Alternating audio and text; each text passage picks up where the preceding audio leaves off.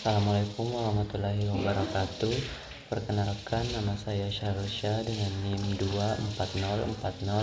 2404075020226 dari kelas M242. Di sini saya akan menjelaskan ringkasan materi frasa. Adapun pengertian frasa adalah kelompok kata yang terdiri dari dua kata atau lebih yang memiliki makna tetapi tidak memiliki predikat sehingga tidak dapat membentuk kalimat sendiri.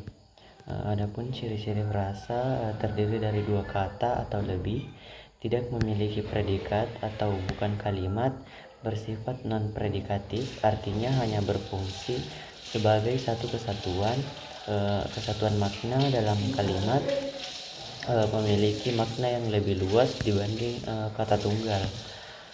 Adapun jenis-jenis frasa dapat dibedakan berdasarkan struktur dan kategori kata utama dalam frasa tersebut.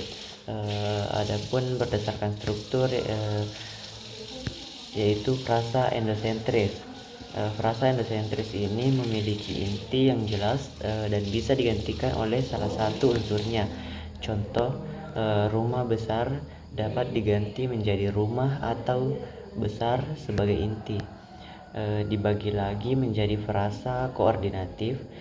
Kedua kata bisa menjadi inti, misalnya ibu, bapak. Frasa atributif, salah satu kata menjadi inti, misalnya buku tebal. Yang kedua yaitu frasa eksosentris.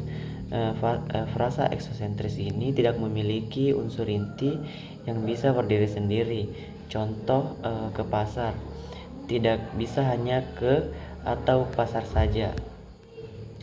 Sedangkan berdasarkan kategori kata utama yaitu frasa nominal atau frasa kata benda. Frasa nominal ini intinya berupa kata benda. Contohnya yaitu buku tebal, meja kayu, rumah mewah.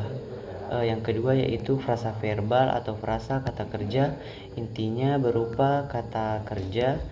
Contohnya yaitu sedang belajar, akan pergi, sudah makan. Yang ketiga yaitu frasa adjektifal atau frasa kata sifat. Nah, frasa adjektifal ini berupa kata sifat. Contohnya sangat cantik, terlalu tinggi, dan cukup baik. Yang keempat itu frasa preposisional atau frasa kata depan, mengandung kata depan preposisi seperti di, ke, dari, dengan, untuk. Adapun contohnya yaitu di sekolah, ke pasar, dan dari rumah.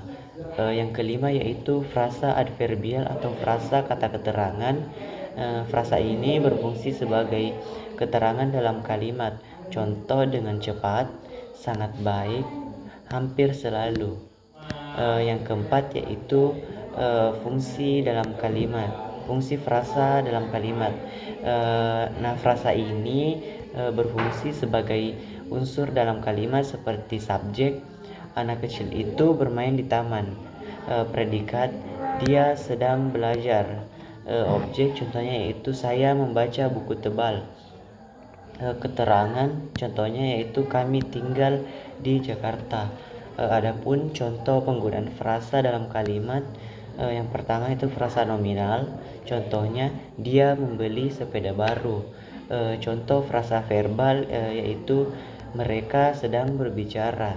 Adapun contoh frasa adjektifal, contohnya yaitu rumah itu sangat besar.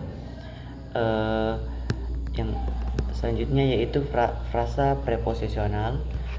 Contohnya yaitu ia pergi ke sekolah.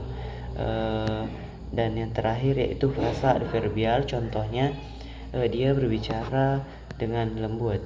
Dengan memahami frasa ini, kita bisa menyusun kalimat dengan lebih jelas dan efektif. Cukup sekian dari saya. Wassalamualaikum warahmatullahi wabarakatuh.